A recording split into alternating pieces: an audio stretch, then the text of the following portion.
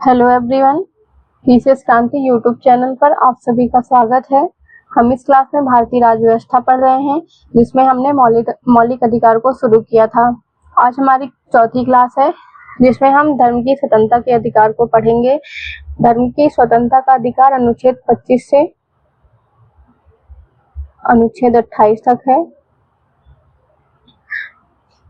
अनुच्छेद 25 में अंतःकरण की और धर्म के अबाध रूप से मानने, आचरण और प्रचार करने की स्वतंत्रता दिया हुआ है, जिसके अंतर्गत सभी व्यक्तियों को अंतःकरण की स्वतंत्रता का और धर्म के अबाध रूप से मानने, आचरण करने और प्रचार करने का समान हक होगा। इसमें इसके क्या क्या प्रभाव होंगे? पहला प्रभाव दिया हुआ है अंतःकरण की स्वतंत्रता। किसी भी व्यक्ति को भगवान या उसके रूपों के साथ अपने ढंग से अपने संबंध को बनाने की अतिरिक्त आंतरिक स्वतंत्रता। इसका क्या मतलब है कि आप हिंदू धर्म के हैं, मुस्लिम धर्म के हैं या फिर क्रिश्चियन धर्म के हैं, जिस भी धर्म के हैं, आपको अपने भगवान को मानने, उनकी पूजा करने की स्वतंत्रता दी गई हुई है। तो पहला जो प्रभाव है वो है अंतःकरण की स्वतंत्रता, कि आप फ्री हैं किसी भी भगवान पे ट्रस्ट करने के लिए, उन पर बिलीव करने के लिए। दूसरा प्रभाव जो दिया गया है वो है मानने का अधिकार। इसका मतलब है कि आप अपने धार्मिक विश्वास और आस्था की सार्वजनिक और बिना भय के घोषणा करने का अधिकार रखते हैं। जिसका मतलब है कि अगर आपसे कोई पूछे कि आप किस धर्म को फॉलो करते हैं, आप अपने धर्म को बिना किसी भय के आप उसको सार्वजनिक क्षेत्र में बता सकते हैं या फिर अपनी आस्था दिखा सकते हैं। तीसरा जो प्रभाव दिया है वो है आचरण का अधिकार, जिसका मतलब है कि आपको धार्मिक पूजा, परंपरा, समारोह करने और अपनी आस्था और विचारों के प्रदर्शन की स्वतंत्रता दी गई है। अगला जो प्रभाव है वो है प्रसार का अधिकार। इसमें अपनी धार्मिक आस्थाओं को अन्य को प्रचार और प्रसार करने, अपने धर्म के सिद्धांतों को प्रकट करने की स्वतंत्रता दी गई है। लेकिन इसमें किसी व्यक्ति को जबरन अपने धर्म में धर्मांतरित करने का अधिकार सम्मिलित नहीं है। जबरदस्ती किया गया धर्मांतर सभी समान व्यक्तियों के सुख के लिए सुनिश्चित अंतःकरण की स्वतंत्रता का अतिक्रमण करना होगा। यद्यपि ये अधिकार सार्वजनिक व्यवस्था, नैतिकता, स्वास्थ्य एवं मूल अधिकारों से संबंधित अन्य प्रावधानों के अनुसार है, जैसे कि राज्य को इस बात की अनुमति होती है कि अगर वह धार्मिक आचरण से संबद्ध किसी आर्थिक, वित्तीय, राजनीतिक या अन्य लौकिक क्रियाकलापों का विनियमन या निर्बंधन कर सकता है, और राज्य को इस बात की भी अनुमति होती है कि वह सामाजिक कल्याण और सुधार के लिए सार्वजनिक प्रकार की हिंदुओं की धार्मिक संस्थाओं को हिंदुओं के सभी वर्गों और अनुभागों के लिए खोल सकता है। तो अनुच्छेद 25 में दो व्याख्याएं की गई हैं। पहला तो है कृपाण धारण करना और लेकर चलना सिख धर्म के मानने का अंग समझा जाएगा। दूसरी इस संदर्भ में है कि हिंदुओं में सिख, जैन और बौद्ध धर्म भी सम्मिलित हैं। आर्टिकल अनुच्छेद 25 जो है हमारा, ये नागरिकों को भी प्राप्त है एवं गैर नागरिकों, मतलब जो कि विदेशी नागरिक हैं, उनको भी प्राप्त है।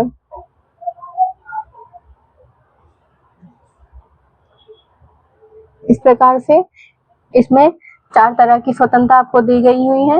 एक है अंतःकरण की स्वतंत्रता, दूसरा है मानने का अधिकार, आप किसी भी धर्म को मान सकते हैं, किसी भी तरह से आप अपनी धार्मिक पूजा या परंपरा समारोह को कंडक्ट कर सकते हैं। चौथा है कि आप अपने धर्म का प्रसार कर सकते हैं। अगला हमारा आर्टिकल है अनुच्छेद 26, जिसमें धार्मिक कार्यों के प्रबंध की स्वतंत्रता दी हुई है। इसके अनुसार प्रत्येक धार्मिक संप्रदाय या उसके किसी अनुभाग को निम्नलिखित अधिकार प्राप्त होंगे, जिसमें कौन कौन से अधिकार शामिल हैं। पहला जो है वो है धार्मिक एवं मूर्त प्रयोजनों के लिए संस्थाओं की स्थापना और पोषण का अधिकार।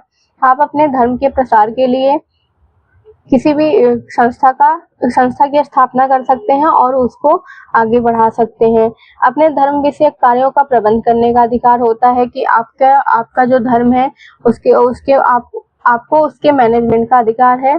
जंगम और स्थावर संपत्ति के अर्जन और स्वामित्व का अधिकार। आप मान लीजिए कोई संस्था बना रहे हैं, मान लीजिए आपने कोई मंदिर बनाया, अब उससे प्राप्त जो धन होगा उसको किस तरह से अर्जित करना है और उसको किस तरह से खर्च करना है, इसका जो अधिकार है वो उस पर्टिकुलर धर्म के पास होगा।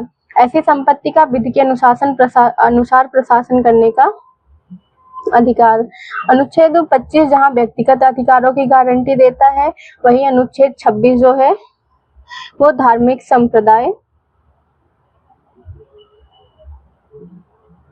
या इनके अनुभागों को अधिकार देता है।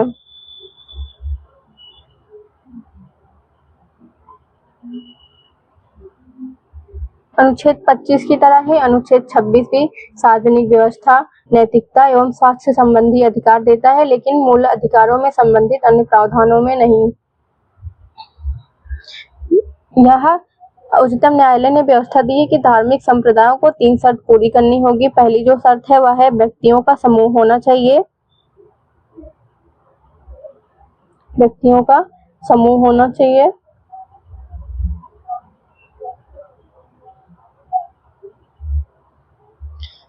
जिनका विश्वास तंत्र उनके अनुसार उनकी आत्मिक तुष्टि के लिए अनुकूल हो। दूसरा, इनका एक सामान्य संगठन होना चाहिए।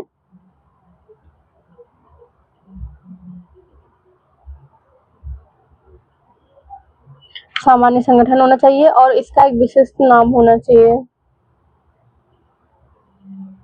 अगर आपको धार्मिक कार्यों के मैनेजमेंट की स्वतंत्रता चाहिए तो सबसे पहले आपको एक पर्टिकुलर व्यक्तियों का समूह होगा और उसका एक सामान्य संगठन और उसका एक विशिष्ट नाम होगा, तो इसके अंतर्गत आपको अधिकार मिलेंगे।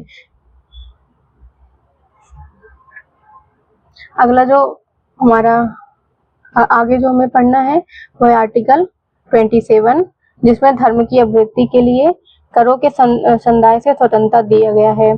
अनुच्छेद 27 में उल्लिखित है कि किसी भी व्यक्ति को किसी विशिष्ट धर्म या धार्मिक संप्रदाय की अभिवृद्धि या पोषण में व्यय करने के लिए करों के संदाय हेतु बाध्य नहीं किया जाएगा।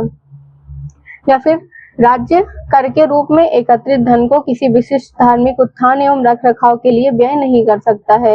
यह व्यवस्था राज्य को किसी धर्म का दूसरे के मुकाबले पक्ष लेने से रोकता है। इसका अर्थ यह हुआ कि करों का प्रयोग सभी धर्म के रख रखाव एवं उन्नति के लिए किया जा सकता है। यह व्यवस्था केवल कर की उगाही पर रोक लगाती है, न कि शुल्क पर। जैसे इसका क्या अर्थ हुआ कि मान लीजिए आप एक धार्मिक संस्थान बनाते हैं,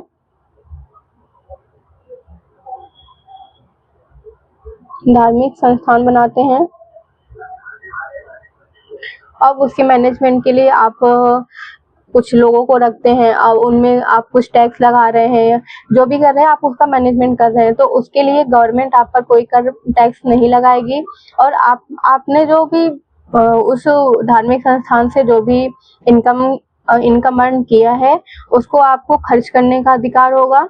और इफ इन केस गवर्नमेंट उस पे कर लगाती भी है तो उस कर को वो सारे धर्म के प्रसार के लिए खर्च करेगी। तो इसमें वही दिया गया है कि अगर व्यक्ति को किसी विशेष धर्म या धार्मिक संप्रदाय की अभिवृद्धि या पोषण में व्यय करने के लिए करों के संदाय हेतु बाध्य नहीं किया जाएगा और राज्य कर के रूप में एकत्रित धन को किसी विशेष धार्मिक उत्थान या रख रखाव के लिए व्यय नहीं करेगी। अगला जो अनुच्छेद है वो है अनुच्छेद 28, जिसमें दिया हुआ है धार्मिक शिक्षा में उपस्थित होने से स्वतंत्रता। इसके अंतर्गत राज्य निधि से पूर्णतः पोषित किसी शिक्षा संस्थान में कोई धार्मिक शिक्षा न दी जाए। हालांकि यह व्यवस्था उन संस्थानों पर लागू नहीं होती जिनका प्रशासन तो राज्य कर रहा हो, लेकिन इसकी स्थापना विन्यास या ट्रस्ट से हुई हो। इसमें अनुच्छेद 28 जो है वो 4 तरह के संस्थानों में अंतर करता है। पहला ऐसे संस्थान है जिनकी पूरी तरह से रख रखाव राज्य करता है।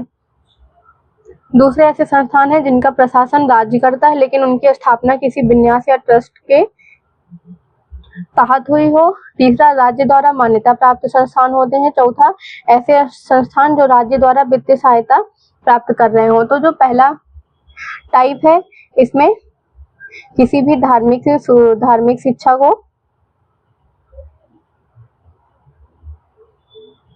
पूरी तरह से प्रतिबंधित किया गया है। लेकिन जो टाइप दूसरा है जिसमें राज्य प्रशासन कर रहा है लेकिन उसकी स्थापना किसी विन्यास या न्यास के तहत हुई हो, इसमें आप धार्मिक शिक्षा का प्रतिबंधन नहीं होता है। आप धार्मिक शिक्षा प्रोवाइड कर सकते हैं, जैसे मदरसा है उसमें मुस्लिम उर्दू लैंग्वेज पढ़ाई जाती है। तीसरा जो होता है, ये दोनों टाइप इसमें वॉलंटरी होता है, वो धार्मिक शिक्षा दे भी सकते हैं और धार्मिक शिक्षा नहीं भी दे सकते हैं, इनके खुद के ऊपर होता है। तो इस तरह से अनुच्छेद 28 हमारा 4 प्रकार के संस्थानों में विभेद करता है और ये बताता है कि धार्मिक शिक्षा कहाँ-कहाँ पर दिया जा सकता है और कहाँ पर नहीं दिया जा सकता है। अगला टाइप है हमारा संस्कृति और शिक्षा संबंधी अधिकार, जो कि अनुच्छेद 29 और 30 में दिया हुआ है। अनुच्छेद 29 के तहत हम ये पढ़ते हैं अल्पसंख्यकों के हितों का संरक्षण।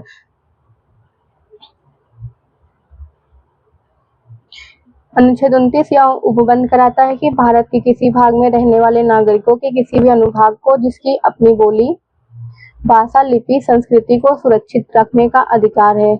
इसके अतिरिक्त किसी भी नागरिक को राज्य के अंतर्गत आने वाले संस्थान या उससे सहायता प्राप्त करने वाले संस्थान में धर्म, जाति, भाषा के आधार पर प्रवेश से रोका नहीं जा सकता। पहला जो अधिकार है वह यह व्यवस्था करता है कि एक समूह के अधिकारों की रक्षा करनी है और दूसरा नागरिकों के व्यक्तिगत सम्मान की रक्षा करता है। इसमें 2 टाइप के अधिकार दिए हुए हैं। पहला जो समूह के अधिकारों की रक्षा करता है, जिसमें ये बोला गया है कि किसी भी अनुभाग को जिसकी अपनी बोली, भाषा, लिपि, संस्कृति को सुरक्षित रखने का अधिकार है और नागरिकों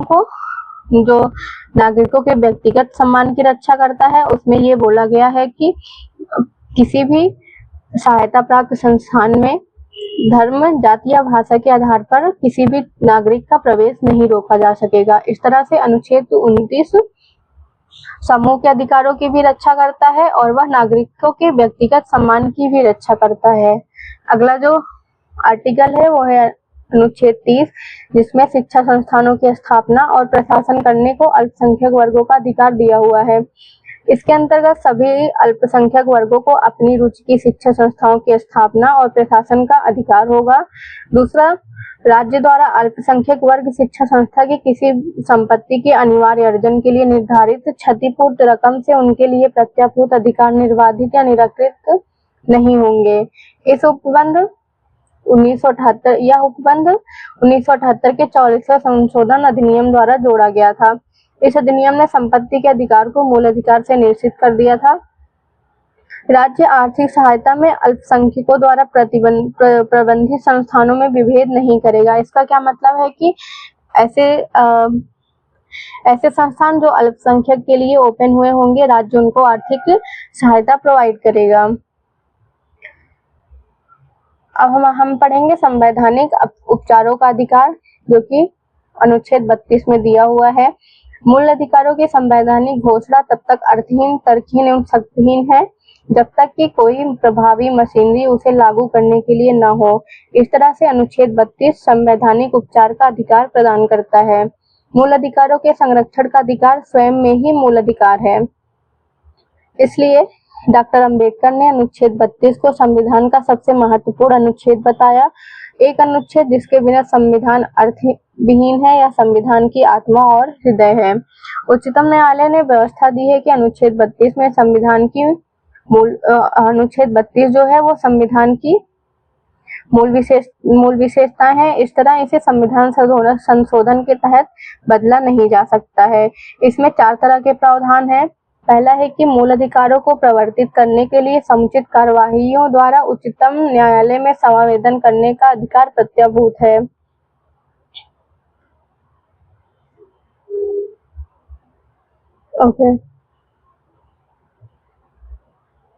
उच्चतम न्यायालय को किसी भी मूल अधिकार के संबंध में निर्देश या आदेश जारी करने का अधिकार होगा, जो उच्चतम न्यायालय है वो उसमें उसके द्वारा जारी रिट में शामिल है। जो उच्चतम न्यायालय बंदी प्रत्यक्षीकरण, परमादेश, प्रतिषेध, उत्प्रेषण और अधिकार परीक्षा ये 5 प्रकार के रिट जारी करके मूल अधिकार के संबंध में निर्देश या आदेश जारी करने का अधिकार रखता है। तीसरा है, संसद को यह शक्ति प्राप्त है कि वह किसी अन्य न्यायालय सभी प्रकार के निर्देश, आदेश और रिट जारी करने की शक्ति प्रदान करें।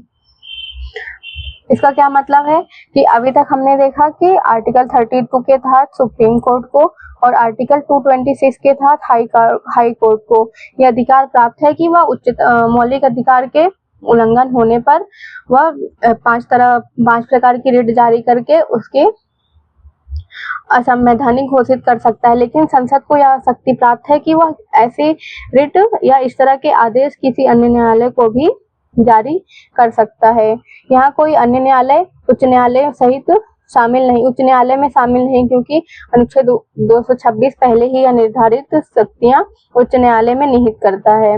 अगला जो पॉइंट है हमारा वो है उच्चतम न्यायालय में जाने के अधिकार को इस संविधान द्वारा अन्यथा उल्लंघित के सिवाय निलंबित नहीं किया जाएगा। इस तरह राष्ट्रपति राष्ट्रीय आपातकाल के तहत इनको स्थगित कर सकता है। मान लीजिए कि देश में नेशनल इमरजेंसी लगी हुई है, तो उस समय आपके जब मौलिक अधिकार सस्पेंड होंगे तो उसके बिहाफ पे आप उच्चतम न्यायालय नहीं जा सकते हैं। अब हम देख लेते हैं रिट के प्रकार और उसका क्षेत्र क्या क्या है। उच्चतम न्यायालय अनुच्छेद 32 के तहत एवं उच्च न्यायालय अनुच्छेद 226 के तहत रिट जारी कर सकते हैं।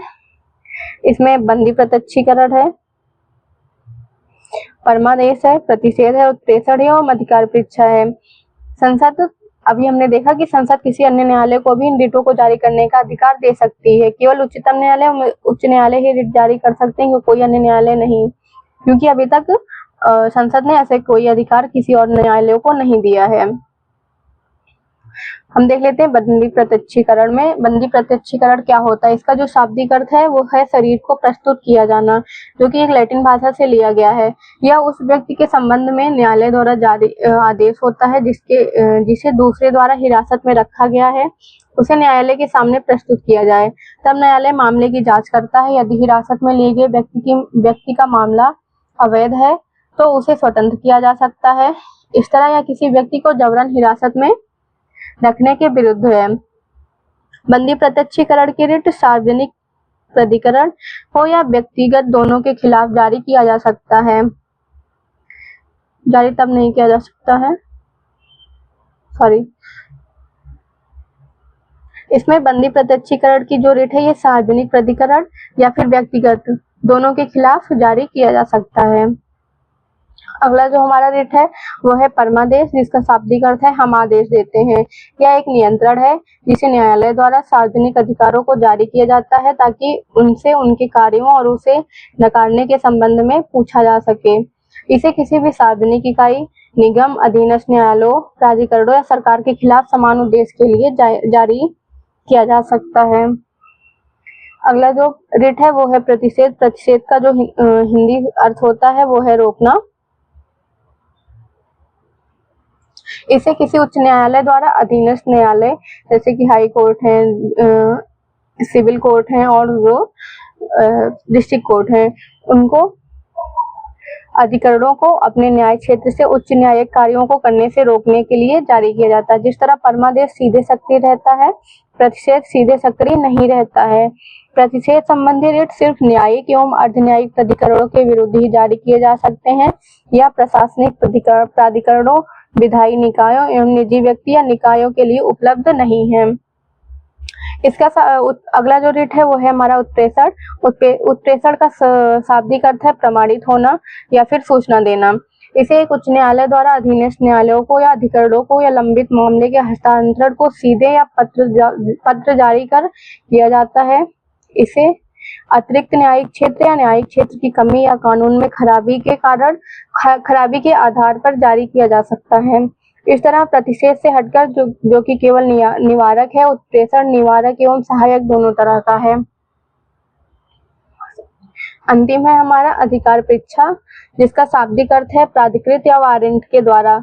इसका मतलब होता है कि आप जैसे मान लीजिए कोई अधिकारी है और वो कोई ऑर्डर दे रहा है जो कि उसके अंडर नहीं आता है या वो अपने एरिया से बाहर निकलकर वो काम कर रहा है, तो इसके लिए उच्चतम न्यायालय अधिकार परीक्षा रिट जारी करती है। इससे न्यायालय द्वारा किसी व्यक्ति द्वारा सार्वजनिक कार्यालय में दायर अपने दावे की जांच के लिए जारी किया जाता था या किसी व्यक्ति द्वारा लोक कार्यालय के अवैध अनाधिकृत ग्रहण करने को रोकता है। आज की यहाँ पर हमारा मौलिक अधिकार खत्म होता है।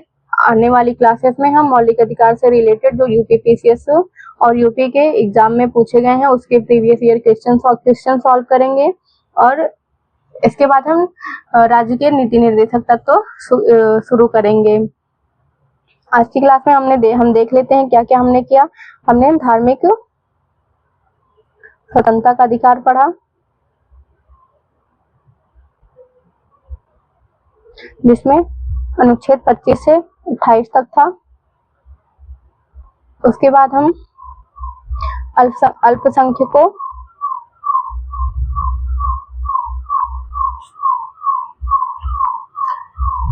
संस्कृति और शिक्षा संबंधी अधिकार देखा, जिसमें 2 अधिकार थे, संस्कृति एवं शिक्षा।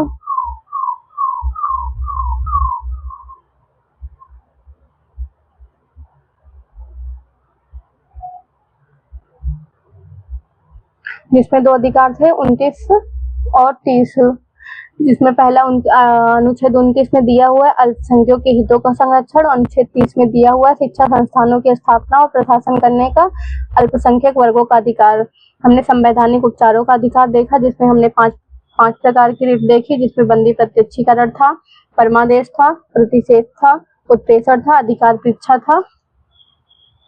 आगे की क्लास में हम इससे रिलेटेड प्रीवियस ईयर क्वेश्चन करेंगे। Thank you everyone. आपको हमारी क्लास कैसी लगी कमेंट करके बताएं। प्लीज शांति यूट्यूब चैनल को सब्सक्राइब करें।